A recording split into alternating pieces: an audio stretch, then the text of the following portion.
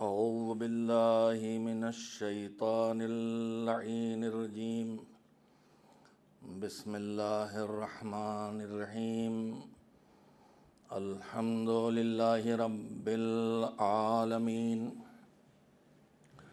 والعاقبة للمتقين والجنة للمؤمنين والنار للملحدين والمشركين والمنكرين والمنافقين، والصلاة والسلام على سيد الأنبياء والمرسلين سيدنا ونبينا وشفيعنا أبي القاسم محمد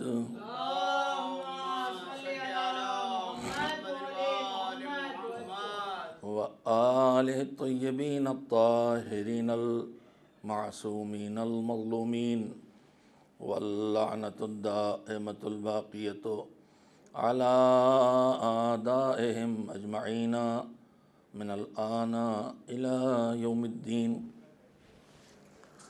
أما بعد، فقد قال الله سبحانه وتعالى في كتابه المبين وهو أصدق الصادقين وقوله الحق. بسم الله الرحمن الرحيم. وَلْتَكُن مِّنكُمْ أُمَّةٌ يَدْعُونَ إِلَى الْخَيْرِ وَيَأْمُرُونَ بِالْمَعْرُوفِ وَيَنْهَوْنَ عَنِ الْمُنكَرِ أُولَٰئِكَ هُمُ الْمُفْلِحُونَ. صلوات بھیجیے محمد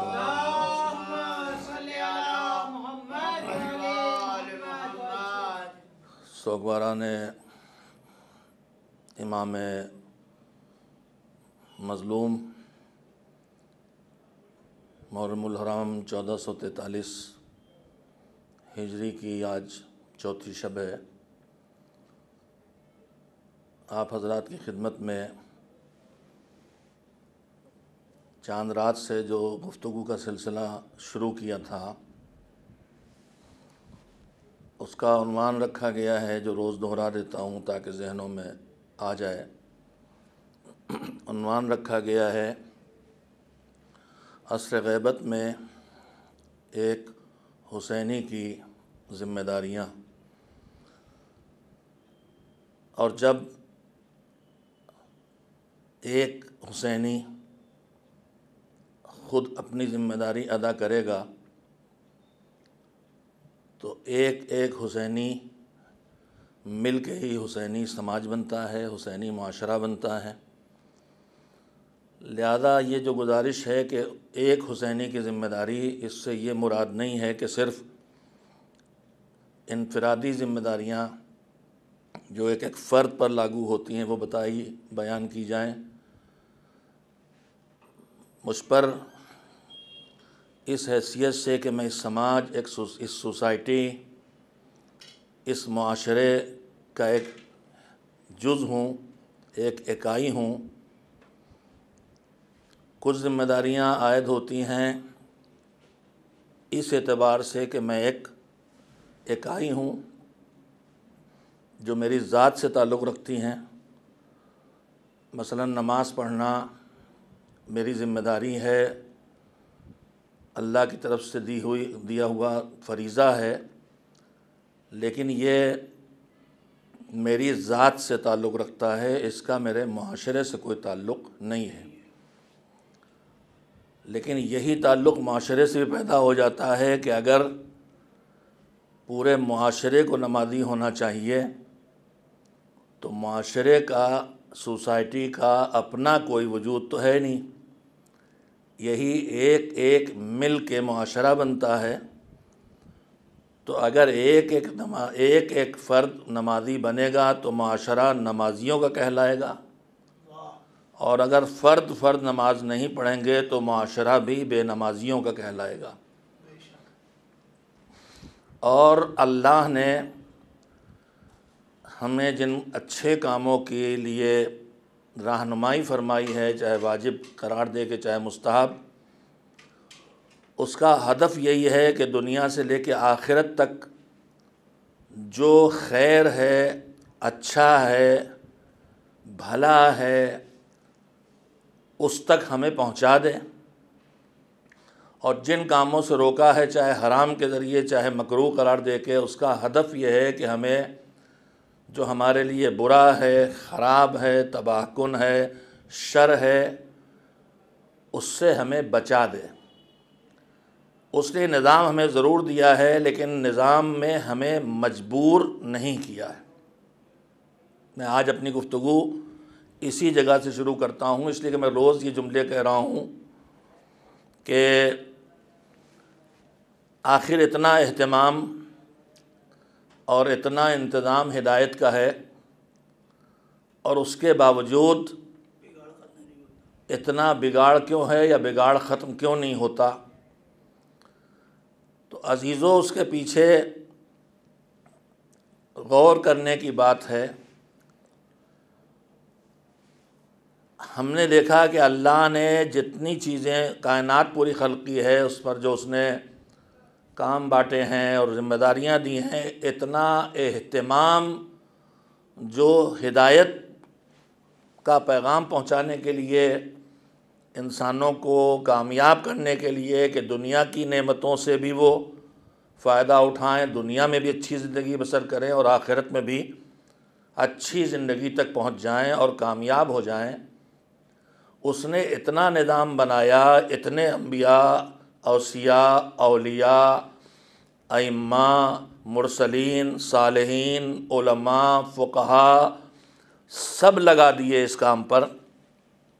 تو معبود اتنے بڑے نظام کو کھڑا کرنے کی ضرورت کیا تھی؟ تو صاحب قدرت ہے، ہمیں سیدھے لگا دیتا کہ پڑھو نماز ورنہ فاقوں سے مرو، اب روزی نہیں ملے گی، رکھو روزہ، نہیں رکھو گے تو بھوکے رہو گے، پھر افطاری بھی نصیب نہیں ہوگی۔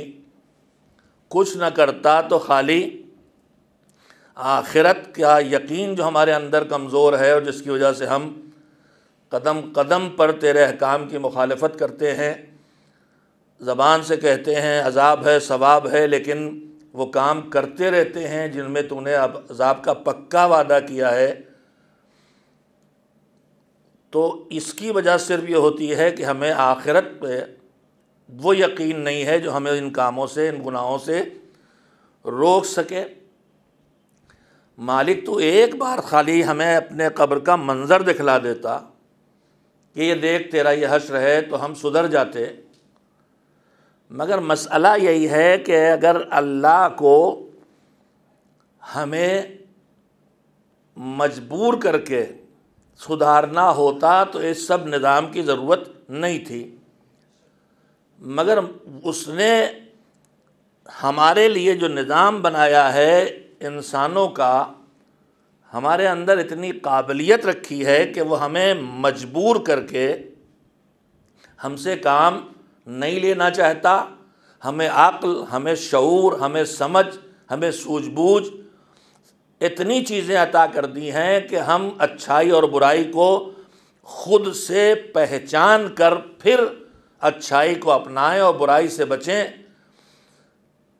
مجبور کر کے اگر ہم سے نیکیاں کرواتا تو پھر ہم کہاں حقدار ہوتے کہ ہمیں اس پر جزا ملے۔ آدمی جب اپنے اختیار کے ساتھ کوئی اچھا کام کرے تبھی وہ حقدار ہوگا انعام کا، جزا کا، اور اگر اپنے اختیار کے ساتھ کوئی برا کام کرے، کوئی گناہ کرے، کسی کو تکلیف پہنچائے، ستائے، تبھی وہ سزا کا حقدار ہوگا۔ اگر اختیار نہیں ہے تو پھر اس کی کوئی ویلو عام انسانوں کی نگاہ میں نہیں ہوتی۔ بانی تنظیم بہت آسان کر کے باتیں کہتے تھے، کبھی لطائف کے ذریعے کہہ دیتے تھے، میں ان کو جہاں یاد آ جاتا ہے سنا دیتا ہوں آپ کو۔ میں نے کبھی سنا تھا اپنی نوجوانی میں ان سے، اسی مسئلے پہ شاید گفتگو رہی ہوگی، مجھے یاد نہیں، لطیفہ خالی یاد رہ گیا ہے جس سے پیغام آسانی سمجھ میں آ جائے، کہ ایک جگہ پل پر بھیڑ لگی ہوئی تھی، لوگ ندی میں تھوڑا سے سیلاب آیا تھا، اسے کھڑا، ہمارے ہاں ہر چیز ذرا سی کوئی چیز ہو ہم تماشائیوں میں کھڑے ہو جاتے ہیں، اور یہ تماشائیوں میں کھڑا ہونا بھی انسان کی اچھی صفات میں نہیں ہے۔ اس کا فائدہ بھی اٹھاتے ہیں ہمارے دشمن، اور یہ دیکھتے ہیں کہ ہم کس چیز کی تماشائی بننے والے ہیں، اس کے لیے وہ اسی کے ذریعے سے ہمارا پھر استحصال کرتے ہیں۔ بات ہوتی ہے تو میں کہہ دیتا ہوں، دشمن ہم سے کیسے ہمارے نفسیات کو ٹٹولتا ہے۔ شیطان سے لے کے موجودہ دور کے شیطان کے نمائندے، دشمنان دین، یہود و نصارہ و امریکہ و اسرائیل اور یورپ، یہ کس طرح ہمارا استحصال کرتے ہیں۔ میں نے کسی سے سنا تھا کہ چائے کا بزنس کرنے کے لیے کوئی انگریز گیا ہندوستان کے اس علاقے میں جو آج بنگلہ دیش ہے، ایسٹ بنگال، کہ ہم یہاں چائے کا کام کریں گے۔ تو اسے یہ دیکھنے کے لیے کہ یہ ہمارا بزنس یہاں چلے گا، لوگ خریدار ملیں کہ نہیں ملیں گے، اس نے یہ دیکھنے کے لیے سڑک چلتے چلتے ایک جگہ کھڑے کھڑے تھوکا اور اپنے تھوکے کو کھڑے ہو کے دیکھنے لگا۔ تھوڑی دیر وہ دیکھ رہا تھا کہ ایک صاحب اور آگے دیکھنے لگے، پھر ایک صاحب اور آ گئے۔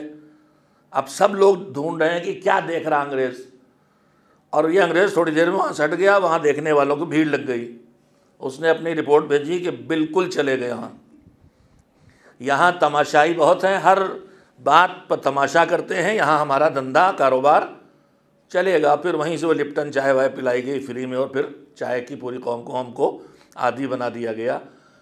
تو میں نے یہ بات اس لیے کہہ دی کہ یہ جو تماشائیوں والا ہمارا مزاج ہے، کہیں بھی ایکسیڈنٹ کچھ بھی سڑک پہ ہو جائے، دو آدمی اگر کھڑے ہیں تو ہمارے پیر بریک پہ پڑ ہی جاتے ہیں، اور دھیرے دیر میں چاہے کچھ بھی نہ ہو، دو لوگ کار روک کے بات بھی کر رہے ہوں، ایکسیڈنٹ بھی نہ ہوا ہو، ایک نے دیکھا ہے کیا ہو گیا، پھر دوسرا، پھر تیسرا، اور تھوڑی دیر میں ٹریفک جام۔ یہ مسائل ہماری دنیا کی زندگی میں نہیں ہیں، ہماری دین کی زندگی میں بھی ہیں۔ شیطان بھی ہمارے درمیان یہی کرتا رہتا ہے۔ میں انہی لفظوں کو اپناؤں گا کہ آج کل روزانہ توجہ دیں گے، روزانہ واٹس ایپ پر شیطان ایک نیا تھوک ڈال کے لوگوں کو لگا دیتا ہے کہ آج اس بحث میں الجھا دیا، اب 2 دن اس میں الجھے، اس سے نکلے تو پھر تھوک گیا، پھر بھیڑ لگا دی، اور یہی نئے شوشے چھوڑ کے قوم کو الجھائے رہتا ہے، تاکہ انہی الجھنوں میں قوم لگی رہے اور اپنے اصلی مسائل تک نہ پہنچ سکے۔ تو ہم کو، آپ کو، سب کو اس سے ہوشیار رہنا چاہیے۔ اور خطیب اعظم تابصرہ اس جگہ ایک جملہ کہتے تھے، وہ واقعاً نباز تھے قوم کے، کہ شیطان بہکاتا ہے تو سب کے بہکانے کا ایک حربہ نہیں اپناتا، شراب ہی نہیں پلاتا بہکانے کے لیے، چوری نہیں کرواتا، بدکاری نہیں کراتا بہکانے کے لیے، وہ نماز سے بھی بہکاتا ہے، وہ روزے سے بھی بہکاتا ہے، وہ عزاداری سے بھی بہکاتا ہے۔ کیسے؟ وہ ایسے بہکاتا ہے، ایسے کرتا ہے کہ دیکھتا ہے کہ اس انسان میں للک کس چیز کی ہے، چاہت کس چیز کی ہے، اس کے اندر شوق کس چیز کا ہے۔ اب اگر کسی کے اندر پیسے کا شوق ہے تو اسے پیسے کے ذریعے بہکائے گا، بے ایمانی کر کے پیسہ لے آؤ، چوری کر کے پیسہ لے آؤ، دھوکہ دے کے پیسہ لے آؤ، پیسے کے ذریعے بہکائے گا۔ کسی کو اگر نام کا شوق ہے تو اسے نام ہی کے ذریعے بہکائے گا کہ ایسے نام نہیں ہوتا ہے، تو چلو چندہ دے کے، پوسٹر چھپوا کے، شب بیداری کا خرچہ اٹھا کے، بڑا سے اپنی تصویر لگوا کے اور اپنا نام کما لو۔ ہر آدمی کے اندر شیطان یہ دیکھتا ہے کہ اس میں کس چیز کی للک اور شوق پایا جاتا ہے، اور اس کے ذریعے بہکاتا ہے۔ تو اب اگر کسی کے اندر عبادت کا شوق ہے، نماز کا، تو اسے نمازی کے ذریعے بہکائے گا، اور اگر کسی کے اندر ماتم کا شوق ہے تو اسے اسی کے ذریعے ادھر اتنا لگا دو کہ دوسری طرف سے ہٹ جائے، اسے اتنا نماز میں لگا دو کہ یہ مجلس میں نہ دکھائی دے، اور اسے ماتم میں اتنا لگا دو کہ نماز سے غائب ہو جائے، اسے مسجد میں اتنا بٹھا دو کہ گھر میں بچے بھوکے رہ جائیں، اس لیے کہ اس کے اندر ذوق عبادت ہے، اور یہ سوشل ورک ٹائپ آدمی ہے، انہیں اسپتالوں میں اتنا بھیج دو کہ ان کے گھر میں کورونا ہو جائے، انہیں اپنے گھر کا پتہ نہ چلے، خالی کورونا کے مریضوں کی خدمت کرتے رہیں۔ تو جس کے اندر جس چیز کا شوق یا للک پائی جاتی ہے، شیطان اس کے ذریعے بہکاتا ہے، لہذا ہمیں اس کے سلسلے میں بھی ہوشیار رہنا چاہیے۔ میں نے درمیان میں 2 چھوٹے چھوٹے پوائنٹ آپ سے کہہ دیے، ایک صلوات بھیج دیں محمد و آل محمد کا۔ آج ہمارے سامنے جو حضرات تشریف فرما ہیں، وہ 2-3 ہی تو ہوتے ہیں، انہی 2-3 چہروں سے میں پورے مجمع کا، وہ کہتے ہیں نا کہ ایک چاول سے پوری دیگ کا پتہ چلتا ہے، تو آج ہمارے چاول جو ہیں ان کے چہرے کچھ ہمارے ساتھ نہیں چل رہے ہیں. ساتھ آنے کے لیے ایک صلوات بھیجیں محمد والے. میں نے بات یہاں سے شروع کی تھی کہ اللہ نے اتنا بڑا نظام ہدایت بنایا، بجائے اس کے سیدھے ہم سے کہتا چل نماز پڑھ، نہیں پڑھے گا ابھی بھوکوں مرے گا. کچھ نہ کرتا، قبر دکھا دیتا، یہ تیری قبر ہے، نہ پڑھ نماز، نہ رکھ روزہ، نہ نکال کو، یہ دیکھ لے. ہم میں کون تھا جس کی ہمت ہوتی؟ مگر اس نے نہیں کیا. کیوں نہیں کیا؟ اس لیے کہ اس نے ہمیں صاحب اختیار بنایا. ہمیں مجبور انسان ہے، ہمیں اتنا ہی عقل، اتنا شعور دیا کہ اب تم کمال اپنے ہاتھوں سے طے کرو، اور جو جتنے نمبر لائے اتنا انعام پائے. اور جزا اور سزا دونوں تبھی ہو سکتے ہیں جب نیکی اپنے اختیار سے کی جائے، تب آدمی انعام دے گا اس پر. مجبور میں کوئی نیکی کر بیٹھا، اس کی مثال ہی دے رہا تھا میں، مجبوری میں کوئی غلطی کر بیٹھا اس کی سزا نہیں، میں اس کی مثال دے رہا تھا. خطیب اعظم سناتے تھے کہ سیلاب آیا تھا ندی میں، لوگ پل پہ کھڑے ہوئے تھے، پل کے کناروں پر کوئی صاحب کوئی بچہ تھا، وہ ایک مرتبہ ریلنگ پہ چڑھا اور گر پڑا دھڑام سے. کھڑے ہوئے تھے لوگ، اب نکالو نکالو نکالو، کسی کو پتہ نہیں. ایک مرتبہ لوگوں نے دیکھا ایک شخص چھلانگ لگائی اور دریا میں گرا اور کودا اور تیر ویر کے بچے کو پکڑا اور پکڑ کے نکال لایا کنارے پہ. تو سب لوگ تعریف کرنے لگے، بڑا بہادر بڑا بہادر بڑا بہادر. وہ بولتے رہے تو اس نے کہا یہ تو سب ٹھیک ہے جو تم لوگ میری تعریف کر رہے ہو، مگر یہ بتاؤ کہ مجھے دھکا کس نے دیا تھا؟ اب جیسے ہی پتہ چلا کہ یہ خود اپنی منزل سے نہیں کودے تھے، انہیں دھکا دیا گیا تھا، ساری بہادری کے تمغے واپس ہو گئے. تو آپ چھوٹی سی مثال سے اندازہ لگا سکتے ہیں کہ آدمی نیکیوں پر جزا تبھی پائے گا جب اس کے اختیار کے ساتھ اس سے کام لیا جائے اور اس کے ساتھ زور زبردستی نہ کی جائے. یہ ہے نظام اسلام کے نظام ہدایت بنا کے. سورہ دہر میں اللہ نے صاف صاف کہہ دیا ہے، ہدیناہ السبیل اما شاکرا و اما کفورا. ہم نے راستہ ان کے لیے ایک دم جیسے ہمارے یہاں ہائی ویز پہ لائٹیں لگی ہوتی ہیں، ایسے اس نے 1,24,000 نبیوں کے بعد 14 معصومین کی سورج اگا دیے. اب اس پہ کوئی اندھیرا نہیں ہے، اس پہ آرام سے چلو. مگر جیسے اندھیرے میں اجالے میں بھی کچھ راہ چلتے سو جاتے ہیں، کچھ راہ چلتے بہک جاتے ہیں، کچھ راہ چلتے لڑ جاتے ہیں، ویسے ہی اتنا واضح کشادہ راستہ ہے اور اس پر ہدایت کا اتنا روشن نور ہے، لیکن اس کے باوجود کچھ خواہش دنیا کا شکار ہو کے اس راستے سے ہٹ جاتے ہیں اور کچھ گناہوں کی کثرت کی وجہ سے کہیں نہ کہیں ٹکرا جاتے ہیں. ورنہ اسلام میں زور زبردستی نہیں ہے. اب یہیں پہ ایک پوائنٹ جو ہمیشہ وہ دلیلیں دیتے رہتے ہیں نظام ہدایت کے بارے میں کہ اچھا اسلام میں، اگر میں نوجوانوں کے لیے عرض کر رہا ہوں، یہ مسلسل ہمیشہ ہر دور میں یہ پوائنٹ چلتا ہے دین سے دور کرنے اور بہکانے کا. وہ پوائنٹ یہ ہے کہ آپ لا اگرہ، جہاں ہم نے کسی سے کہا بھائی داڑھی مونڈتے مت مونڈیے، بھائی نماز نہیں پڑھتے نماز پڑھیے، بھائی آپ خدا نہ کرے آپ یہ بہت کھانا نجس کھاتے ہیں، ذرا اس سے پرہیز کیجئے، چلو نماز پڑھو گھر میں. ڈاٹا کسی نے، صاحبزادے نے کہا کہ ابا لا اکراہ فی الدین، حجاب کرو بیٹی. کہا ابا پاپا ڈیڈ لا اکراہ فی الدین، قرآن میں صاف لکھا دین میں کوئی زور زبردستی نہیں ہے. تو نہ سمجھ پانے کی وجہ سے دین کو آدمی اس بات کو سمجھتا بے شک دین میں کوئی زور زبردستی نہیں ہے، لیکن اس کا مطلب کیا ہے؟ اس کا مطلب یہ ہے کہ آپ کے سامنے اللہ نے دین کے راستے کو، قرآن نے خود اگلی سطر میں اس بات کو بتا دیا ہے، لا اکراہ فی الدین، دین میں کوئی زور زبردستی نہیں ہے. کیوں؟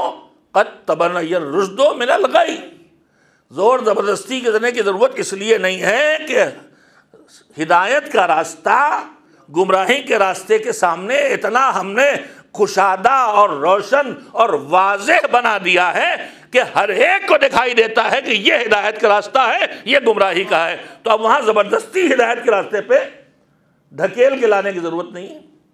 گورنمنٹ جو راستے بناتی ہے اس پہ آپ چلتے ہیں، آپ چلتے ہیں. کہیں ہمیں جانا ہے، مثلاً میپ سے بھی ہم نے دیکھ لیا، سب دکھائی دے رہا ہے، تو کوئی ہمیں زور کرتا ہے، زبردستی کرتا ہے ہمارے ساتھ، کس والے راستے پہ چڑھو، گورنمنٹ کا قانون، جس راستے پہ چاہو تو چلے جاؤ. وہاں زور نہیں لگاتا. توجہ دے کے بات سمجھانے کی کوشش کر رہا ہوں اپنے نوجوانوں کو. لیکن میں نے ان راستوں میں سے ایک راستہ اپنے لیے اپنا لیا. میں سمجھا کہ یہی مجھے منزل تک پہنچائے گا میری, یہ چاہ رہا ہے. لیکن اب اس پہ جو چلا تو منزل میری, راستہ حکومت کا بنایا, چلنے والا میں نے کہا جیسے زور زبردستی نہیں تھی کہ اس راستے پہ آؤ, جس راستے پہ جاتا ہے مجھے حکومت جانے دیتی, ایسے ہی اس راستے پہ چلا تو میرا موڈ ہے 150 کلومیٹر اسپیڈ سے چلانا گاڑی کا. نہیں, رولز اینڈ ریگولیشنز کی پابندی کرنا پڑے گی. اس سڑک پہ آئے ہو تو جو اسپیڈ لمٹ جہاں کی لکھی ہے اسی کو قید کرنا ہوگا. ہم نے کہا آپ نے ریڈ لائٹ جلا رکھی ہے, ہم تو بریک لگانا نہیں چاہتے, جلدی پہنچنا ہے. کہا نا, آپ کو لاکھ جلدی ہو, آپ کے سامنے چاہے کوئی خطرہ نہ ہو, لیکن آپ کو ریڈ لائٹ پہ رکنا پڑے گا. ہم نے کہا کہ ہم تو چلا رہے ہیں تو آپ کہتے ہیں اوورٹیک داہنے سے کرو, بائیں سے کرو, ادھر سے نہ کرو, ادھر سے نہ کرو, لیکن ہمارا تو موڈ ہے ہم کبھی اوورٹیک دائیں کی طرف سے کر لیں گے, کبھی بائیں طرف سے کر لیں گے, ہم چالان کر دیں گے. اوور اسپیڈنگ کرو گے چالان, غلط طریقے سے اوورٹیک کرو گے چالان, لائٹ توڑو گے چالان. ہم نے کہا تو زبردستی ہو رہی ہے, یہ تو زبردستی ہو رہی ہے. توجہ دی آپ نے, زبردستی ہو رہی نا کہ ہم 150 اسپیڈ چلانا چاہتے ہیں, آپ کہتے ہیں نہیں 80 چلاؤ. ہم راستہ ہمیں دکھائی دے رہا ہے, ریڈ لائٹ جل رہی, کوئی خطرہ نہیں, نکل جانا چاہتے ہیں, آپ کہہ رہے نہیں رکنا تو رکنا ہے. ہم لیفٹ سے اوورٹیک کرنا چاہتے ہیں, آپ کہتے ہیں نہیں رائٹ سے اوورٹیک کرو, ادھر سے اوورٹیک کرنے کا تمہیں قانون نہیں ہے. ہم لیفٹ ہینڈ آپ نے بنایا, ہم رائٹ ہینڈ ڈرائیونگ کرنا چاہتے ہیں, آپ کون ہوتے روکنے والے؟ کہ نہیں, یہاں تم اس راستے پہ آئے, تمہارا اختیار, تم نہ آتے زندگی بھر ہم تم سے کبھی نہ کہتے اس روڈ پہ آؤ. لیکن اب اس روڈ پہ توجہ دے آ گئے ہو تو جو قانون ہم نے بنائے ان کی پابندی کرنا پڑے گا. ہم نے کہا کیوں کرنا پڑے گی بھائی بتاؤ تو. کہا یہ قانون ہم نے اس لیے بنائے ہیں کہ اس قانون کی پابندی کر کے تم بھی ایکسیڈنٹ سے بچو اور دوسرے بھی تمہارے خطرے سے بچیں. اللہ ہم سے نہیں کہتا کہ ہماری شریعت پہ آ جاؤ, زبردستی نہیں لاتا, لیکن جب تم شریعت محمدی پہ آ گئے, شریعت اسلام پہ آ گئے, تو اب ہم تمہیں کہیں گے کہ اس کی پابندی کرو, اس لیے کہ اب تمہاری حفاظت بھی ہماری ذمہ داری ہو گئی اور دوسرے مسافروں کی حفاظت بھی ہماری ذمہ داری ہو گئی. اس لیے ہم تمہیں مجبور کریں گے کہ یہ واجب ہے کرو اور یہ حرام ہے یہ نہ کرو. تو دین قبول کرنے میں زبردستی نہیں ہو سکتی, لیکن دین کے قبول کرنے کے بعد احکام دین پر عمل کرنے کی ڈیوٹی واجب اور حرام کی شکل میں اللہ اس لیے رکھتا ہے کہ اب تم اس کے نظام میں آ گئے ہو تو اس کے نظام کی پابندی کرو تاکہ تم بھی سلامت رہو اور دوسرے بھی تم سے سلامت رہیں. ایک صلوات بھیجے محمد و آل محمد. برسوں اب مجلس چاہے وہ میرے چھوٹے سے گاؤں میں ہو رہی ہو, مگر اللہ کا کرم ہے کہ ہر یا حسین کی صدا اس دنیا کے ہر گوشے تک پہنچ رہی ہے. ہم خالی میں روز اکثر کرتا ہوں نیگیٹو پہلو پہ نگاہ ڈالتے ہیں, منفی رخ پہ, ارے مولانا یہ کیا ہو گیا ہے, کہ عزاداری نہیں ہو رہی ہے. بے شک جیسے کرتے تھے ویسے نہیں ہو رہی, لیکن میں یہ جانتا ہوں کہ جتنی ہوتی تھی اس سے زیادہ ہو رہی ہے. کل تک میں اگر خوجہ مسجد مجلس پڑھتا تھا تو جو 500,000 آدمی بیٹھ کے سنتے تھے وہ سن رہے تھے, لیکن آج پابندیاں لگ گئیں تو نہ جانے میری آواز کہاں سے اٹھتی ہے اور کہاں تک جا رہی ہے. آج آسٹریلیا کی صدا یا حسین امریکہ میں, امریکہ کی صدا یا حسین افریقہ میں, افریقہ کی صدا یا حسین انڈیا میں, انڈیا کی صدا یا حسین عراق میں. پوری دنیا میں ایک طرف سے دوسری طرف یا حسین لبیک یا حسین کی آوازیں پھیل رہی ہیں. تو میں تو کسی صورت میں مایوس نہیں ہوں. اللہ نے شاید ہماری آنکھیں بند تھیں کہ پیغام حسین کو عالمی کیفیت کیسے دو. ہم اپنے محدود امام باڑوں مسجدوں میں ماتم کر لیتے تھے اور کسی خاص سڑک پہ ایک جلوس نکال کے تھوڑا سے لوگوں تک پہنچا دیتے تھے. اللہ نے آج تھوڑی سے مشکلات کا شکار کر کے ہماری عقلیں کھول دیں کہ وہ راستے اپناؤ جو حسین کی آواز بچے بچے, گھر گھر, بوڑھے مرد, مرد و زن, عورت مرد, ہندو مسلمان, سکھ عیسائی, گھر کے اندر تک پہنچ جائے گی. جلوس جلوس میں وہ سنتا تھا جو آگے کھڑا ہو، اب وہ بھی سن لے گا جو گھر کے اندر بیٹھا ہوا ہے۔ اچھے رخ کو سوچنا چاہیے ہمیشہ، اور جو حالات ہوں اس میں پازیٹیو رخ نکال کے ان حالات کے تحت، یہ نہیں کہ خالی بیٹھے پیٹ رہے ہیں، رو رہے ہیں کہ یہ چلا گیا، وہ چھن گیا، وہ چھن گیا۔ جو چھن گیا ہے اس کو اب کیسے کیا جائے اور کیسے پہنچایا جائے۔ اسی لیے میں بار بار یہ باتیں عرض کر رہا ہوں کہ ابھی جلوس کے علاوہ تو کوئی چیز ہماری نہیں رکی ہے، مجلس تو ہو رہی ہے، بس اتنی سی بات ہے کہ مجلس ایک ساتھ اکٹھے بیٹھ کے سننے کے بجائے فی الحال خانوادوں کے فیملیز کے حساب سے سن رہے ہیں۔ تو میری آواز چونکہ انشاءاللہ ون چینل کے ذریعے اور دوسرے چینل کے ذریعے یہ ریکارڈ ہو رہا اور بھیجا جا رہا ہے، بھیجا جائے گا، اس لیے باہر تک بھی جائے گی۔ میں نے برسوں پہلے کسی یورپ میں کے ملک میں یا امریکہ میں، شاید امریکہ میں بہت جاتا رہا ہوں، تو وہاں یہی موضوع گفتگو تھا۔ وہاں یہ لوگ بہت کہتے ہیں، جب کسی سے کہا نماز نہیں پڑھتے بیٹا، ان کا وہاں کے جوان دو جواب دیتے ہیں۔ ایک یہ کہ دین میں زبردستی نہیں اور آپ ہمارے ساتھ زبردستی کر رہے ہیں۔ باپ نے کہا نماز پڑھو، انہوں نے کہا لا اکراہ فی الدین۔ ماں نے کہا حجاب کرو، لا اکراہ فی الدین۔ گانا نہ سنو، محرم آ گیا اب تو نہ سنو، کہا لا اکراہ فی الدین، زبردستی نہیں، اسے دلیل بناتے ہیں۔ تو میں کلیئر بار بار کہہ رہا ہوں کہ دین میں زبردستی نہیں، یعنی غیر مسلم کو مسلم بنانے کا کام آپ طاقت کے زور پر نہیں کر سکتے۔ کوئی اسلام کی خوبیاں سمجھ کے اپنے عقل و شعور سے اسے قبول کر کے آتا ہے تو آئے، لیکن اسلام ہمیں اجازت ہی نہیں دیتا کہ ہم زبردستی مذہب بدلوائیں۔ میں بات اس لیے کہہ رہا ہوں کہ میرے وطن کے برادران ہندو وہ بھی ون چینل سنتے ہیں، ان کی خدمت میں عرض کر رہا ہوں کہ جو اس وقت سیاسی باتیں مسلسل آتی ہیں کہ زبردستی دھرمانترن کرایا جا رہا ہے، زبردستی مذہب بدلایا جا رہا ہے۔ مذہب کسی سے زبردستی بدلایا جا ہی نہیں سکتا میرے بھائی، اس لیے کہ مذہب ہاتھ پیروں سے کرنے کا نام نہیں ہے۔ خالی دین اور دھرم اور مذہب دل اور دماغ سے شروع ہوتا ہے۔ اگر میرا کوئی بھائی ہندو ہے تو پوجا مذہب اس کا مذہب پہلے نہیں کرے گا، پہلے بھگوان کو مانے گا، جب مانے گا تب آ کے پوجا کرے گا۔ تو یہ ہاتھ پیروں کی عبادت، پوجا اور عبادت، یہ تو اس دین کی جو اندر میرے دماغ دل پہ قبضہ کیے ہیں اس کو پہچانواتا اور دوسروں کو دکھلاتا ہے۔ میرے ہاتھ پیر بندوق سے روکے جا سکتے ہیں، میرے ہاتھ پیر اور زبان پیسے دے کے کاٹی اور چپ کی جا سکتی ہے، لیکن کوئی بھی طاقت لگا کے کنپٹی پہ بندوق رکھ کے بھی کہے کہ تم اہل بیت سے محبت چھوڑ دو تو میرے بس کی بات نہیں، اس لیے کہ دل پر طاقت کسی کی نہیں چلتی، میرا اپنا زور نہیں چلتا۔ کوئی کہے کہ فلاں سے تم محبت کرنے لگو، مار ڈالیں گے اگر ان سے محبت نہ کرو تم کو، تمہارے پورے گھر کو۔ میں کہوں گا میں مجبور ہوں۔ ایک صلوات بھیجے محمد و آل محمد کو۔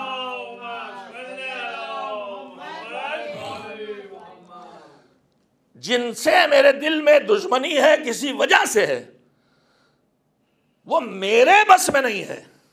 محبت نکالنا میرے بس میں نہیں، نفرت نکالنا بیجا ہے تو نکل جائے گی، لیکن بجا ہے تو نہیں نکلے۔ میں سمجھ رہا تھا میرے باپ کے قاتل ہیں، نفرت تھی، جس دن پتہ چل جائے گی میرے باپ کے قاتل نہیں، اس دن نفرت نکل جائے گی۔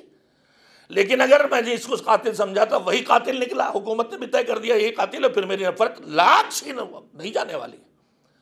تو یہ جو دین یا دھرم کا دھرمانترن زبردستی کرایا جا رہا ہے کہ بات چلتی ہے، یہ بالکل ناانصافی کی بات ہے۔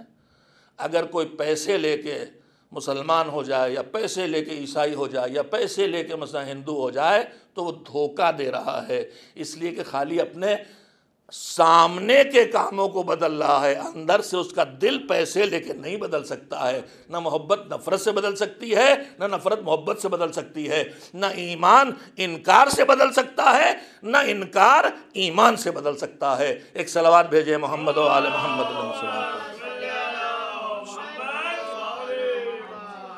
ایک اور اس سے بہتر صلوات بھیج دیجیے محمد و آل محمد۔ تو میں عرض کر رہا تھا کہ نظام ہدایت میں پروردگار نے اتنا انتظام، اتنا بڑا انتظام کیا ہے، جس کو خالی گنانے کے لیے وقت چاہیے، جس کے ٹکڑے میں کبھی کبھی آپ کے سامنے دہراتا ہوں، خالی ایک انتظام پہ نظر ڈالیں تو کتنا بڑا انتظام ہے، خالی وحی الہی پہ نگاہ ڈال لیں، خالی وہ جو بندوں پہ الہام کرتا ہے اس کو دیکھیں، کتنے بڑے بڑے اہتمام ہیں۔ تو وجہ کیا ہے؟ وجہ وہی ہے کہ انسان کو صاحب اختیار بنایا ہے، اور اختیار دے کے پھر اسے جزا دے گا یا سزا دے گا۔ دین میں زبردستی نہیں ہے، یعنی دین میں کسی کے نظریات اور عقائد اور دھرم کو طاقت یا لالچ یا ڈر کے ذریعے بدلا نہیں جا سکتا، اور اسلام اس کی اجازت قطعاً نہیں دیتا ہے کہ تلوار کے زور پر کسی سے دھرم بدلواؤ۔ اور اگر میں احمق کسی کے گردن پہ تلوار رکھ کے لا الہ الا اللہ کہلا بھی لوں تو اس لا الہ الا اللہ کے کہنے سے وہ مسلمان نہیں ہو جائے گا جب تک دل کے اندر سے اس بات کو قبول نہ کرے کہ کوئی پروردگار کائنات میں نہیں ہے اللہ کے علاوہ۔ یہ واضح کرنا تھا میرے ذمہ، تاکہ جو غلط فہمیاں پیدا ہو رہی ہیں ان کو دور کیا جا سکے۔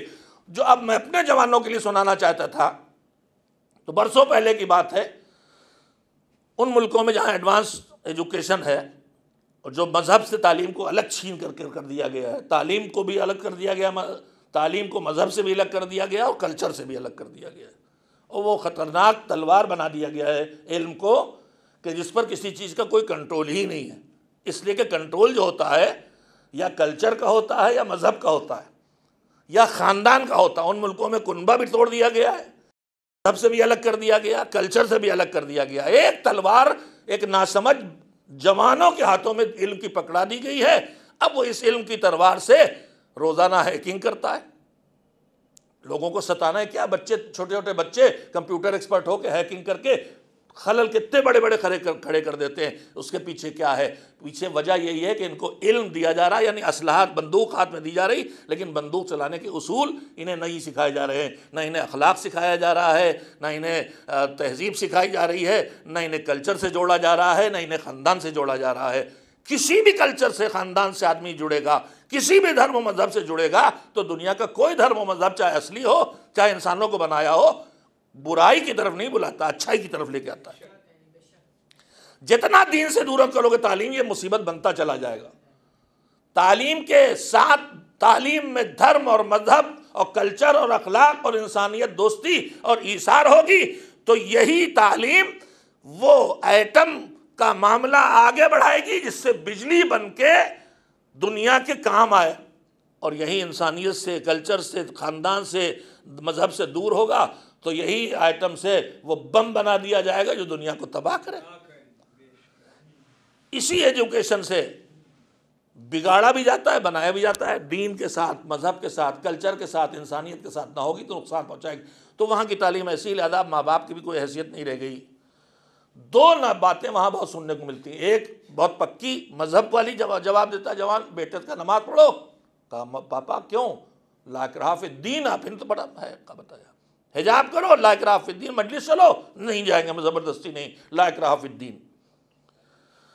اور دوسرا یہ کہ جیسے ہی کہا کہ چلو مجلس چلیں، یہ تم گانا سن رہے ہو، محرم آ گیا، ہمارے کلچر میں ہے، ورنہ گانا سال بھر حرام ہے، لیکن کم سے کم ماں باپ محرم ہی میں صحیح اتنا کہتے ہیں، اور ہم سوچتے ہیں کہ چلو یہ بھی غنیمت ہے جو اعضاء سے جڑا ہے، 2-2.5 مہینے تو مذہب کی طرف واپس آ جاتا ہے، اور جو اس فرض اعضاء سے نہیں جڑے ان کے ہاں تو یہ زمانہ بھی نہیں آتا کہ محرم آ گیا گانا سنتے ہو۔ بڑے بھی کبھی کبھی آ جاتے ہیں، آپ اپنے کنبے کو بالکل بے دین بنائے دے رہے ہیں، بچوں کو نہیں پڑھا رہے ہیں، بیگم بھی بالکل لاپرواہ بے حجاب ہیں، تو ہمیں کبھی کبھی جوانوں سے اکثر اور کبھی کبھی کسی بڑے سے بھی سننے کو مل جاتا ہے کہ مائنڈ یور اون بزنس۔ ہاں دیکھیے، آپ بھی یہاں ہم ہندی، اردو، انگریزی، گجراتی والے ہمارے یہاں بھی یہی انگریزی آ گئی ہے نا، مائنڈ یور اون بزنس، مطلب یہاں تک یہ بلا آ گئی۔ تو یہ جو مائنڈ اور یور بزنس ہے، یہ بھی میں ابھی عرض کرتا ہوں۔ تو دو باتیں، ایک لا اکراہ فی الدین، زبردستی نہیں، اس میں تو ہمارے جتنے بے عملے پڑھے لکھے لوگ ہیں اور جن کو نہ جانے کیا بیماری ہے داڑھی مونڈنے کی، اکثر لوگ کہتے ہیں مولانا آپ لوگ داڑھی پہ اتنا زور کیوں دیتے ہیں، داڑھی کو گناہ کبیرہ؟ میں نے کہا نہیں ہے گناہ کبیرہ، صغیرہ ہے۔ مگر مولا علی کا جملہ تو سنو کہ یہ نہ دیکھو کہ گناہ کیا ہے، یہ دیکھو کہ اس کی بارگاہ میں کر رہے ہو۔ آدمی گناہ چھپا کے کرے تو ہم اس کو لڑنے نہیں جائیں گے، مذہب میں اجازت ہی نہیں دیتا ہے کہ وہاں گھر کے اندر گھس کے تجسس کرو اور گھر کی خرابیاں ڈھونڈ کے لاؤ اور پھیلاؤ، اس کی اجازت ہی نہیں دیتا۔ ہم تو انہی برائیوں پہ بولیں گے جو سامنے کی جا رہی ہیں۔ اور جو داڑھی مونڈنے کا گناہ ہے، چاہے خود چھوٹا گناہ ہو، مگر جب روز مونڈیں گے تو گناہ کبیرہ بنتا، پہلی بات تو یہ۔ اور دوسری، میں اکثر یہ بات کہتا رہا ہوں کہ ایک گناہ ہوتا نفس کے دباؤ میں، مجھے بھوک لگی ہے، سامنے نجس مل رہا، وہ بھی کھا لوں گا، بھوک لگی کھا لوں گا۔ لیکن ایک گناہ ہوتا ہے اللہ کے احکام سے لاپرواہی کے نتیجے میں۔ اکثر میں روایت آپ کو سنا چکا ہوں، لیکن وقت ضرورت دہراتا ہوں کہ امام جعفر صادق علیہ السلام سے پوچھا گیا کہ مولا، آخر کیا وجہ ہے کہ بدکاری جیسے بڑے گناہ پر اللہ نے سزا رکھی ہے مگر اسے اس عمل کو کفر نہیں کہا ہے، اور نماز چھوڑنے کو کفر کہا ہے، زنا کو کفر نہیں کہا، نماز ترک کرنے کو کفر تک کہا گیا؟ تو امام نے فرمایا وجہ جانتے ہو؟ وجہ یہ ہے کہ آدمی جو بدکاری کرتا، زنا کرتا ہے، یہ نفس کے خواہشات، نفس کے دباؤ میں آ کے کرتا ہے، حکم خدا سے لاپرواہی کی وجہ سے نہیں کرتا، جانتا ہے حرام ہے، جانتا ہے غلط، مگر پھر بھی خواہش نفس کچل کچھ سے کروا دیتی، شرمندہ بھی ہوتا ہے اگر دیندار ہے۔ لیکن یہ جو نماز نہیں پڑھ رہا، یہاں نفس کا کوئی دخل نہیں ہے، یہ نماز نہ پڑھنا صرف حکم خدا سے لاپرواہی کا نتیجہ ہے۔ تو جس کام میں حکم خدا سے لاپرواہی ہو وہ بڑا جرم بن جاتا ہے۔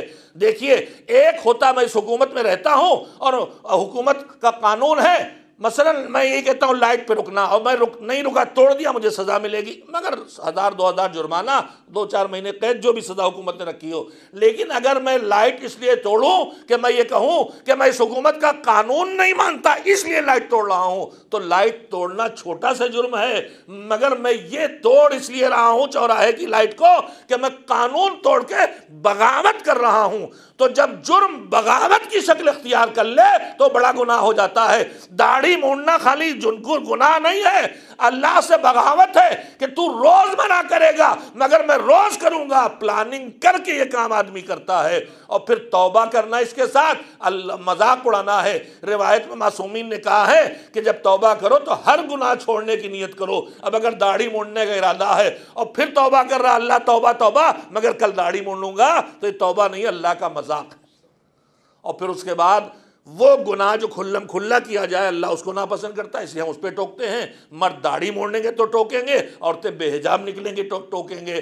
لوگ اکثر کہتے ہیں کہ حجاب پہن کے کتنی خراب باتیں ہو جاتی ہیں، اس کو نہیں، وہ عوام الناس کے درمیان نہیں ہے، ہم اس پہ بولیں گے جو ہمیں سامنے بگاڑ دکھائی دے گا، ہم گھروں کے اندر نہیں جائیں گے۔ اور قرآن مجید کہتا ہے کھلم کھلا گناہ نہیں ہونا چاہیے، اس لیے کہ کھلم کھلا گناہ کر کے ایک کو دیکھ کے دوسرا بھی وہی کرنے لگتا ہے۔ 6 پارے کی آیت ہے، ان اللہ لا یحب الجار بالسوء، اللہ قطعاً یہ پسند نہیں کرتا کہ کسی برائی کا ذکر بھی بآواز بلند کر کے اسے کیا جائے اور پھیلایا جائے، الا من ظلم، سوائے اس کے کہ جس پر ظلم ہوا ہے کہ اپنے ظلم کے خلاف اسے آواز اٹھانا ہی چاہیے۔ ایک صلوات بھیجیں محمد و آل محمد۔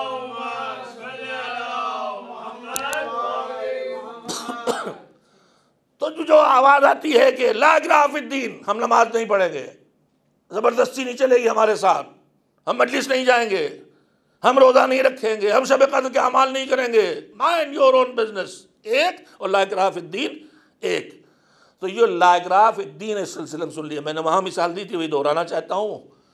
ہم نے کہا سنیے، جو آپ امریکہ میں آ کے بسے ہیں، پاکستان سے، انڈیا سے، افریقہ سے، جہاں سے بھی آ کے بسے ہیں، یہ بتائیے کہ حکومت آپ کے پاس درخواست لے کے گئی تھی کہ سرکار چلیے ہماری نیشنلٹی لے لیجئے، یا آپ خود آئے؟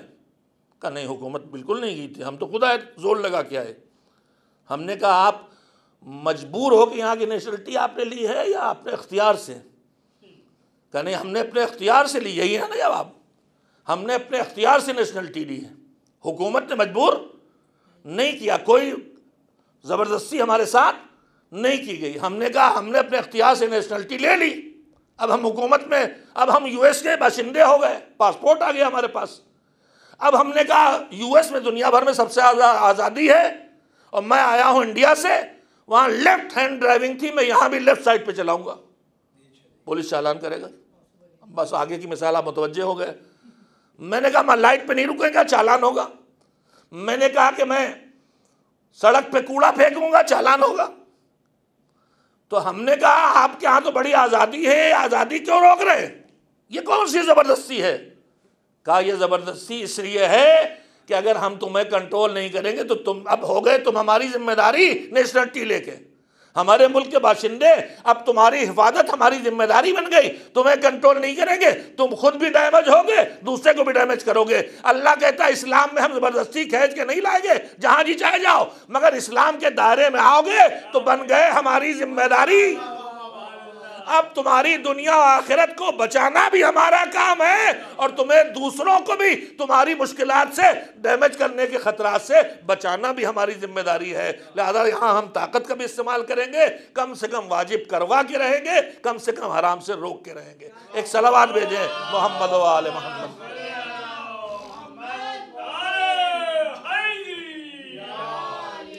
لا اکراہ فی الدین کا ہرگز یہ مطلب نہیں ہے نظام ہدایت پر آؤ اپنے اختیار سے، لیکن آؤ گے تو اب تم سے یہ کام کروایا جائے گا۔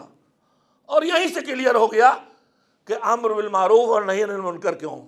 جو نماز نہیں پڑھتا اس سے کہو چلو نماز پڑھو، جو نماز پڑھ بیٹھا گپ لڑا رہا اس سے کہو چلو نماز پڑھو، جو ٹی وی دیکھ رہا چلو نماز پڑھو۔ اور میں یہیں ہاتھ جوڑ کے گزارش کرنا چاہتا ہوں، اللہ کرے کہ دل سے نکلے، دل میں جائے۔ میں اپنی بہنوں سے، بیٹیوں سے خاص کر کہنا چاہتا ہوں، بچپن سے آج تک دیکھ رہا ہوں ہمارے شہر لکھنؤ میں پہلی جمعرات آتی ہے اسے نوچندی جمعرات کہتے ہیں، یہاں بھی نوچندی کہتے ہیں میرے خیال سے، بمبئی میں اس کو خصوصیت سے، ہر شب جمعہ عبادت کی شب ہے، اس میں ہر مومن اپنے اعتبار سے جو اس کی سمجھ میں آتا ہے وہ کرتا ہے۔ البتہ ہمارا مذہب اس کی سمجھ میں آئے کرنے کو نہیں چھوڑتا، ہمیں اکثر جگہوں پہ ہمیں رہنمائی کرتا ہے۔ شب جمعہ میں ہمیں کیا کرنا چاہیے؟ ہماری کتابیں بھری پڑی ہیں، معصومین نے کیا کیا ہے؟ کتابیں اس سے بھری پڑی، ہم وہ نہیں دیکھتے، ہمیں سمجھ میں جو آتا ہے کرتے ہیں۔ لیکن اسی شب جمعہ میں لکھنؤ میں ماتم ہوتا ہے، عورتیں ماتم کرتی نوچندی میں، نوچندی جمعرات میں۔ ہمارے ہاں لکھنؤ جو کہہ رہا ہوں میں، لکھنؤ کے مومنین مجھے قبول کر لیں الگ بات ہے، میں گاؤں کا باشندہ ہوں، 10 سال کا تھا تو آ کے لکھنؤ آباد ہو گیا۔ اب لکھنؤ والوں جیسا ہو گیا ہوں وہ تو ہو نہیں سکتا، وہ نفاست اور وہ زبان کی باریکیاں اور وہ لطافت میرے اندر کہاں سکتی، میری دیہاتیت تو جھلکتی رہے گی۔ خیر، تو ایک چیز میں نے دیکھا ہے کہ ادھر اذان مغرب ہوئی اور ٹھیک اسی وقت نوحے کے لیے، ماتم کے لیے خواتین کھڑی ہو جاتی ہیں۔ میری بہنوں، اول وقت نماز صرف مردوں کا کام نہیں ہے، اول وقت نماز پڑھنا تمہاری بھی ذمہ داری ہے۔ اور کون سی ایسی مجبوری ہے کہ ٹھیک مغرب کے وقت؟ میرے خیال میں اور خواتین کے ذہن میں یہ بیٹھا ہے کہ ماتم کا وقت ہی یہی ہے، ورنہ آخر کیا مصیبت ہے کہ ٹھیک ادھر اذان، آج بھی میں ابھی اپنے ٹھکانے سے نکلا تو اذان ہو گئی تھی اور گزرا، تو اب گھروں میں ظاہر مجلسیں تو نہیں ہو رہی، لیکن ایک دو بیٹیاں مثلا نماز پڑھ رہی ہیں، بہن کوئی بیٹھ گیا، گھر کے دو آدمی بیٹھ کے ایک بیٹی پڑھ رہی، تو میں گزرا تو ایک بیٹی کی، کم سن بچی کی نماز پڑھنے کی آواز آ رہی تھی، ٹھیک عین وقت نماز۔ ہم نے اپنی بچی کو اس طرح کیوں نہیں پالا کہ جب اول وقت اذان ہو تو وہ نماز کے لیے کھڑی ہو جائے؟ ہم نے اپنے بیٹے کو اس طرح کیوں نہیں پالا کہ نماز کا وقت ہو تو نماز کے لیے کھڑا ہو جائے، آ کے بارگاہ میں، امام بارگاہ میں آ کے اسی وقت ماتم نہ کرے؟ حرام نہیں ہے، میں نہیں کہتا، لیکن میں یہ کہنا چاہتا ہوں کہ ٹھیک وقت نماز اگر آپ امام بارگاہوں کے سامنے کھڑے ہو کے ماتم کریں گے تو دوسری قوموں کو آپ یہ میسج دے رہے ہیں کہ ہم نمازی نہیں ہیں، ہم تو بس ماتم کرتے ہیں، جو غلط میسج جاتا ہے۔ اور دشمن یہی چاہتا ہے، ہمارے پیچھے پڑا ہے کہ ہم سے ایسے کام کروائیں جس سے یہ ذہنوں میں عام مسلمانوں کو بٹھایا جا سکے کہ یہ الگ ہیں، یہ نماز نہیں پڑھتے، یہ حج کے قائل نہیں ہیں، زیارت کرنے خالی جاتے ہیں، سمجھایا گیا، الحمدللہ ختم ہو گیا۔ حج میں بھی ہمارے تمام برادران امامیہ، ہمارے بچپن تک جب وہاں نماز ہوتی تھی، وقت ہوتا تھا، مسجد چھوڑ کے نکلتے تھے، اس لیے کہ وہاں جو کھڑا ہے اس کے پیچھے کیسے نماز پڑھیں؟ ہمارے ہاں شرط ہے امام مومن ہو، عادل ہو۔ اس کو ہم جانتے نہیں عادل ہے کہ نہیں ہے، مومن تو پتہ بھی ہے کہ نہیں ہے، تو واپس آتے تھے، مگر جب مذہب ہمارے کسی مذہب والوں کے کسی عمل سے کوئی غلط میسج نکلے تو وہاں مذہب اپنی حفاظت کے لیے اپنے احکام بھی بدلتا ہے۔ تمام فقہاء نے فتوے دیے کہ وقت نماز مسجد الحرام چھوڑ کے مت نکلو، انہی کے پیچھے نماز پڑھو، چاہے وہ اہل بیت کو نہ مانے، دشمن بھی ہیں، تب بھی ان کے پیچھے نماز پڑھو، اس لیے کہ تمہارے اس عمل سے مذہب بدنام ہوتا ہے۔ شہرت یہ دی آ رہی ہے کہ یہ لوگ نماز نہیں پڑھتے۔ لہذا میرے عزیزوں، میرے جوانوں، میرے ماتمداروں، نہ آؤ کسی کے بہکائے میں، عین وقت نماز نہ پڑھو۔ نماز میں نہیں زبردستی نہیں کرتا، اگرچہ اللہ کہتا ہے واجب ہے پڑھو، اور معصومین کہتے ہیں کہ نماز کو اول وقت پڑھو، اور سیرت معصومین کہتی ہے، کربلا کی سیرت کہتی ہے کہ نماز اول وقت پڑھنے کی اتنی ویلو ہے کہ امام ابو ثمامہ کے کہتے ہی جہاد روک کے نماز قائم کرتے ہیں۔ میں جملے بار بار کہہ رہا ہوں کہ جب وہاں جہاد روک کے اول وقت نماز پڑھنے کے لیے جماعت سے جہاد روکا جاتا ہے، تو یہاں ہم اپنا جلوس روک کے کیوں نہیں نماز قائم کر سکتے؟ اور جلوس روک کے اگر نماز قائم کریں گے تو کوئی بدعت نہیں کریں گے، کربلا کو دہرائیں گے کہ انہوں نے جہاد روک کے نماز قائم کی تھی، ہم نے ان کے یاد کو روک کے انہی کی سیرت کو دہرائیں گے، مگر اس پہ جھگڑے کھڑے ہوتے ہیں۔ الحمدللہ تبدیلیاں آ رہی، تو میں ہاتھ جوڑ کے اپنی بیٹیوں سے، ہاتھ جوڑ کے اپنے جوانوں سے کہوں گا تمہیں سمجھا دیا گیا ہے، تم اسی وقت ماتم کرتے ہو تو جاؤ اپنے گھر میں کرو، خدا کے لیے پبلک پلیس پہ آ کے نہ کرو۔ اور بیٹیاں سمجھ جاتی ہیں، جلدی سے مان جاتی ہیں، اس لیے ان سے کہوں گا جو حکم مردوں کے لیے ہے وہی عورتوں کے لیے، اول وقت نماز پڑھنا دونوں کے لیے ثواب کا سبب ہے۔ اور جو ہمارے چھٹے امام نے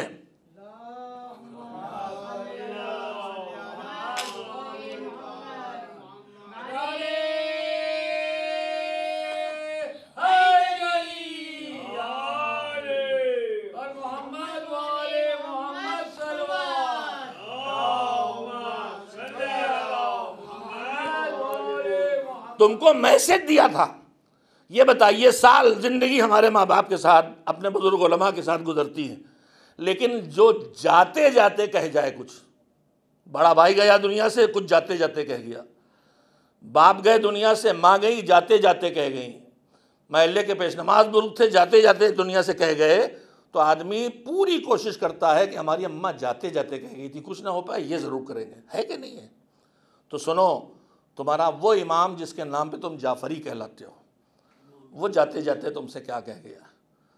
زوجہ امام، ساتویں امام کی والدہ، مجھے نام جب یاد نہیں رہتے میں نام نہیں لیتا ہوں غلط نہ ہو جائے، اور میں دعا کا محتاج ہوں سامعین کا، ناظرین کا، کہ میری عمر کے حساب سے میرا حافظہ تیزی سے زائل ہو رہا ہے، آپ سب مل کے دعا کریں۔ مجھے کورونا ہوا تو اس کے بعد سے مصیبت آئی ہے کہ اللہ میرے حافظے کو کم سے کم اتنا رہنے دے جتنا مجھے نصیب ہوا تھا، اور کرم فرمائے تو اور بڑھا دے۔ آپ کی دعا کا محتاج ہوں، اور مجھے شبہ ہوتا ہے ذرا سے تو میں پھر نہیں نام لیتا، نہیں آیتیں پڑھتا۔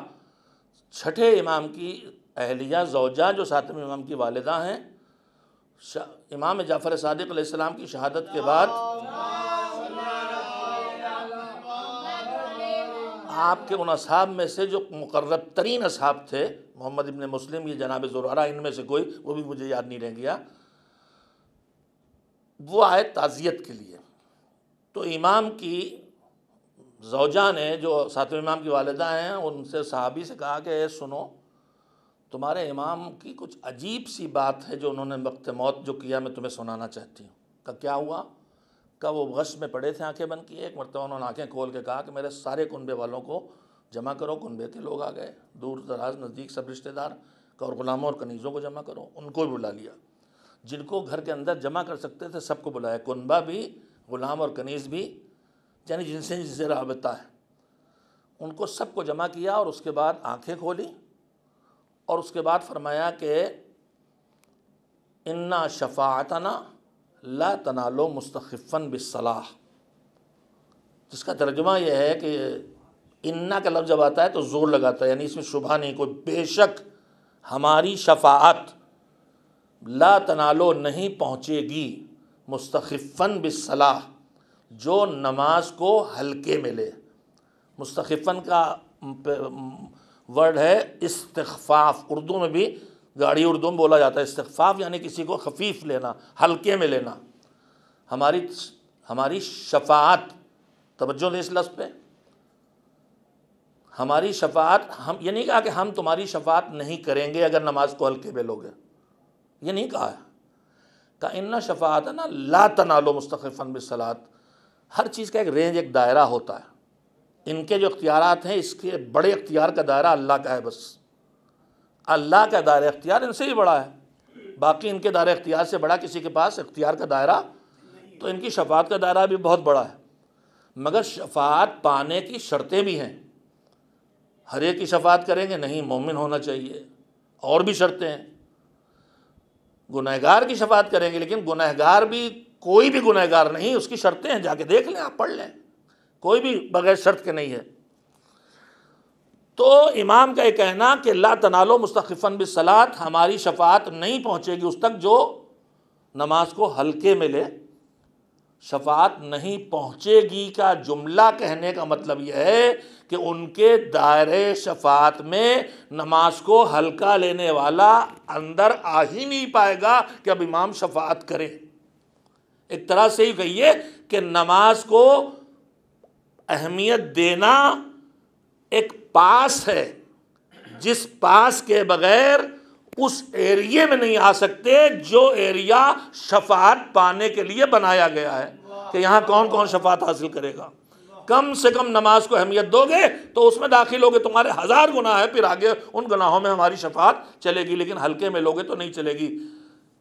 بی بی نے فرمایا کہ بس یہ جملہ کہہ کے پھر امام نے کلمہ پڑھا اور اللہ کا ذکر کرتے ہوئے دنیا آخری بات کہہ کے گئے ہیں۔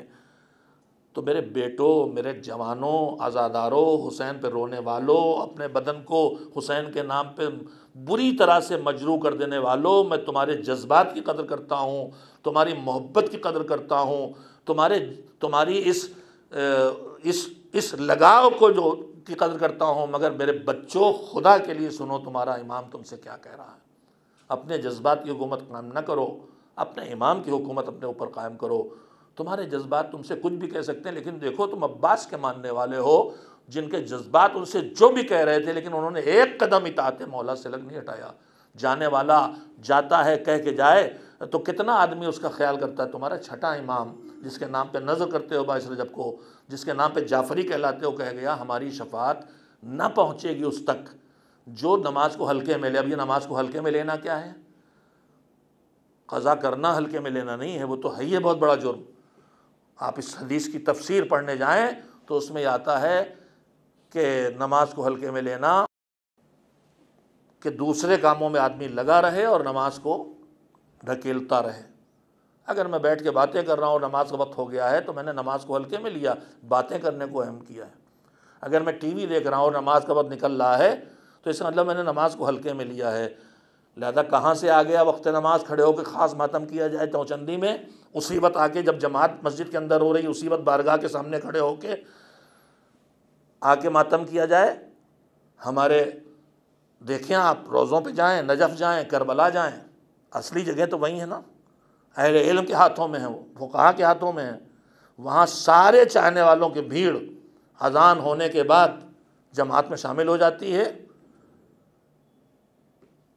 لیکن ہمارے ہاں صورتحال یہ ہے کہ جو ہم نے روزوں کی شبی بنا رکھی ہے، جو امام باڑے بنا رکھے ہیں، اصل نہیں ہیں، مگر وہاں ہماری بھیڑ مغرب کے وقت نماز کے وقت بڑھ جاتی ہے۔ یہ بے شعور دینداری ہے۔ عزیزو، یہ معصومین اس پہ آپ سے خوش نہیں ہونے والے ہیں۔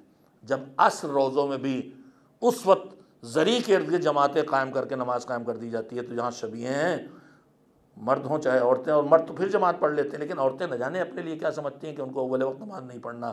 اپنی عادت بدلیں، نماز پہلے ہے، اس کے بعد سب کچھ ہے۔ ایک صلوات بھیجیں محمد والے۔ اور اتنا میں بار بار بعض باتیں دہراتا ہوں، بس وقت ختم بھی ہو چکا ہے، ایام اعضاء بڑھ رہے ہیں، وقت ملنا چاہیے مصائب کو زیادہ۔ میں بار بار دہراتا ہوں میرے عزیزو، ہماری ساری امیدیں اس پہ لگی کہ ہم جو کچھ بھی کر رہے ہیں، نوحہ، ماتم، مرثیہ، مجلس، نیاز، نذر، صدقہ، قربانی، خیرات، حاضری، نماز، روزہ، قرآن تلاوت، دعا، سب اس پہ امید پہ لگے ہیں کہ اللہ کی بارگاہ میں ساری چیزوں نہ صحیح کچھ تو ان میں سے قبول ہو جائے۔ تو قبول ہونے کی امید پہ لگے ہیں۔ تو میرے عزیزو اللہ کے طرف سے قبول ہونے کی شرط رکھی گئی ہے کہ تمہاری جتنی بھی نیکیاں ہیں وہ تب ہمارے پاس قبولیت کے لائق آئیں گی جب تمہاری نماز قبول ہو جائے۔ لہذا جن پر انحصار ہے سارے اعمال کے قبول ہونے کا، اس عبادت کی طرف بے توجہی نہ کی جائے، اسے اس طرح انجام دیا جائے کہ قبول ہو جائے۔ اللہ اس قوم کے اس جذبے کو محفوظ رکھ، اور پروردگار ہم سب کو توفیق دے کہ جو تو نے ہمارے دلوں میں محبت اور ولایت دی ہے، اور جو ہمارے اندر عزا کا شوق دیا ہے اور جذبہ دیا ہے معبود، یہ ہمارے لیے دنیا کی کامیابیوں اور آخرت میں رضا حسین کا سبب بن جائے۔ اسی رضا پروردگار کو لینے کے لیے، اسی رضا رب کائنات کے حصول کے لیے تو یہ ساری قربانیاں دی گئی تھیں۔ تاریخیں بڑھ رہی ہیں، آج 4 کی شب آ گئی ہے، آگے چند تاریخوں کے بعد بنی ہاشم کے شہداء کا تذکرہ شروع ہو جاتا ہے، اس سے پہلے اصحاب کا ذکر کیا جاتا ہے۔ میرے عزیزوں، میں اپنے بچوں اور جوانوں کو یہ بھی بتا دوں کہ جو تاریخوں میں خاص تذکرے ہوتے ہیں، یہ کوئی شریعت کی طرف سے، اماموں کی طرف سے معین نہیں ہے، یہ ہمارے بزرگوں نے 10 دنوں میں کیسے پوری کربلا کو جلدی سے پیش کر دیا جائے، ایک ترتیب بنائی کہ آغاز میں اصحاب جو شہید ہوئے پہلے ان کا ذکر ہو جائے، اور اختتام پہ بنی ہاشم کا تذکرہ ہو جائے، اور تقریباً جو ترتیب شہادت ہے اس کے پیش نظر یہ ترتیبیں رکھی گئی ہیں۔ ابتدائی تاریخوں میں اصحاب کا ذکر ہوتا ہے۔ کل میں نے ذکر کیا تھا کہ حر جیسا انسان بھی جو لشکر یزید کی تاریکیوں میں ڈوبا تھا، کیسے یک بیک نکل کے آیا اور کیسے ان منزلوں تک پہنچ گیا کہ سارے شہداء کی قبریں الگ الگ نہیں بنی ہیں، سب ایک جگہ دفن ہیں، مگر حر میں کوئی بات تو ایسی دیکھی تھی ہمارے چوتھے امام نے کہ ان کا روضہ الگ بنایا، اور کوئی بات تھی، زخم تو اوروں کے بھی زخمی تھے، مگر کوئی بات تو تھی کہ حسین نے اپنی اماں کا رومال حر کی پیشانی میں باندھا۔ شاید دونوں امام یہی سمجھا رہے ہوں گے کہ تم سے غلطیاں ہوں گی، گناہ ہوں گے، مگر یہ محرم آیا ہے، اب اپنے گناہوں کو چھوڑو، حر بنو۔ نماز نہیں پڑھتے تھے اب پڑھو، حجاب نہیں کرتی تھی اب کرو، جس سے پرہیز نہیں کرتے تھے اب کرو، حر بن جاؤ، حر بنو گے تو امام کی سیرت کہہ رہی ہے تمہاری شناخت رومال زہرا کے ذریعے ہوگی اور تم حر بن جاؤ گے، تو امام بھی تم اس روزے تمہارا روزہ الگ بنا کے تمہاری ایک پہچان بنا دیں گے۔ عزیزو، جو انسانی صلاحیتوں پر قدردانی دکھائی دیتی ہے معصومین کی سیرت میں، اس میں ایک قدردانی کا تذکرہ کرنا چاہتا ہوں۔ کل میں نے اس قاری اور اس عبادت گزار کا تذکرہ کیا جو کوفے سے نکلا تھا اور بوڑھا تھا، محمد جناب مسلم ابن اوسجا، انہی کے احباب میں اور حسین کو دعوت دینے والوں میں اور مخلصین میں جناب حبیب بھی تھے۔ حبیب کی خصوصیت ہمارے آپ کے سب کے سامنے ہے، روایات میں پڑھنے کو ملتا ہے کہ آگے آگے جناب حبیب بڑے تھے امام حسین سے، حسین کا بچپن تھا اور ان کی نوجوانی تھی، تو ان میں ایک روایت تذکرہ یہ ملتا ہے کہ رسول اللہ نے منظر دیکھا تو حبیب کو بلوا کے پیار کیا، کیا منظر دیکھا؟ کہا اس کو لے کے آؤ۔ کہا حضور کیا بات ہے؟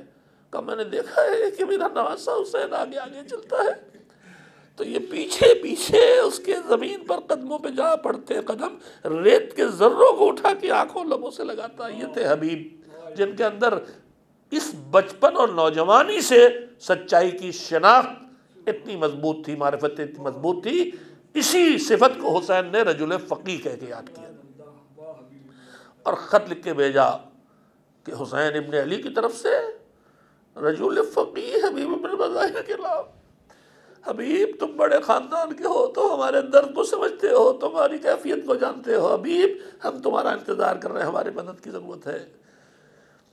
سخت پہرے میں حسین کا پیغامبر لے کے پہنچا، شب کے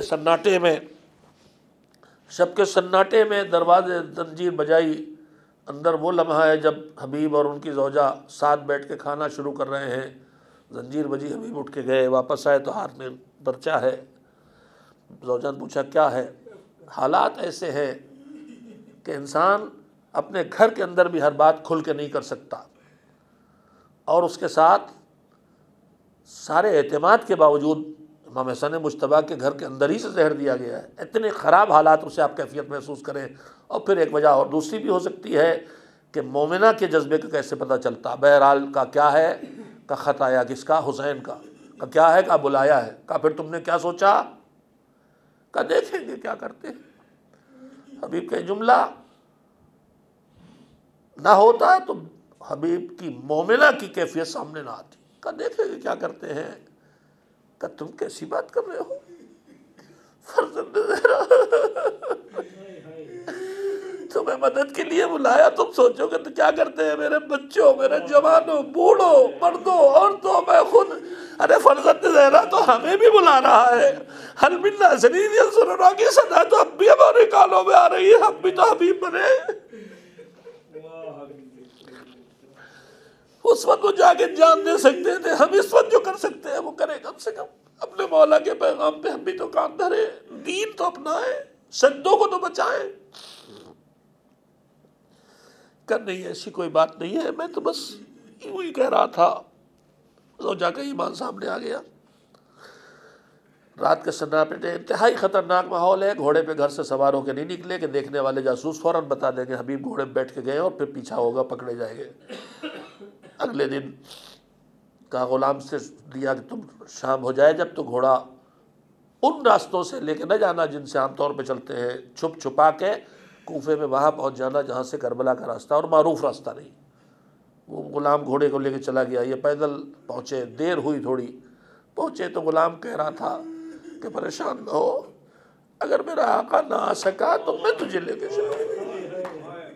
یہ جملہ دو گواہیاں دے رہا، ایک یہ کہ غلام پریشان ہے، اور دوسرا اس انسان نے دیکھا کہ یہ جانور بھی مولا کی خدمت میں جانے کے لیے بے چین ہے۔ حبیب آئے، گھوڑے پہ بیٹھے، روانہ ہوئے۔ صورتحال یہ ہے کہ 2 محرم سے یزید کا لشکر ہر وقت آتا ہے۔ کل بھی میں نے فقرے کہے تھے، اور جب کوئی گھوڑوں کے ٹاپوں کی آواز آتی تو زینب بھیجتی فضدہ جا کے دیکھ کیا نا میرے بھیا کے ساتھی آئے، اور جواب میں آ کے بتاتی نہیں، رسالے یزید آیا ہے، فوج یزید آئی ہے، شمر آیا ہے، خولی آیا ہے، سنان آیا ہے، لشکر لے کے آیا ہے۔ اور زینب کہتی تھی کہ ظالم کی مددگار اتنے ہیں اور بھیا کی مدد کرنے والا کوئی نہیں۔ اسی بے چینی کے عالم میں جب ایک مرتبہ غلغلہ اٹھا کا فضدہ جا کے دیکھ کون آیا ہے، تو فضدہ واپس آئی، اب کی یزید کا لشکر نہیں آیا، اے شہزادی آپ کے بھیا کے چہیتے دوست حبیب آئے۔ بھیا سن کے زینب کبریٰ اتنا خوش ہوئی کہ جا کے حبیب سے میرا سلام کہو۔ ارے زینب کا سلام ہوا تو ام کلثوم کا سلام بھی، رباب کا سلام بھی۔ جو سلام پہنچے تو حبیب نے سر سے امامہ اٹھا کے پھینک دیا۔ ارے وہ زمانہ آ گیا کہ شہزادیاں غلاموں کو سلام کہلائیں۔ یہ حبیب ہے جو رجل فقی بھی ہے، حسین کے ساتھ رہے، حسین کی مدد کی، اور جب وقت نماز آیا اور نماز کا وقت لیا گیا اور ظالموں نے وہ جملے کہے جو دہرائے نہیں جا سکتے کہ نماز کی اجازت نہ دیں گے اور جہنم کا تذکرہ کیا معاذ اللہ، تو فقی نے فیصلہ کیا کہ لشکر کو 2 ٹکڑوں میں بانٹا جاتا ہے، جنگ میں ایک حصہ لڑتا ہے، ایک حصہ نماز پڑھتا ہے۔ کہا اکیلے حبیب میدان جنگ میں جا کے لڑے گا اور تم نماز، اور 2 مجاہد کھڑے ہو گئے حسین کے سامنے۔ ادھر حبیب کی تلوار چلتی رہی، ادھر حسین کی تکبیریں اٹھتی رہی، ادھر نماز ختم ہوئی، ہلال گرے۔ تھوڑی دیر کے بعد حبیب کا لاشا بھی حسین کو اٹھانا پڑا۔ ارے بچپن کا دوست چلا گیا۔ مسلم گئے تھے تو حبیب تسلی دینے کے لیے تھے، اب حبیب گئے ہیں تو حسین کو کون تسلی دے؟ چھوٹا بھائی سر جھکائے کھڑا ہے، بیٹا ہاتھوں کو باندھے کھڑا ہے، بھیا کو کیسے تسلی دے، بابا کو کیسے تسلی دے؟ وَسَيَعْلَمُ الَّذِينَ ظَلَمُوا أَيَّ مُنْقَلَبٍ يَنْقَلِبُونَ أَلَا لَعْنَةُ اللَّهِ عَلَى الْقَوْمِ الظَّالِمِينَ اللهم تقبل منا إنك أنت السميع العليم۔ ماتم حسین۔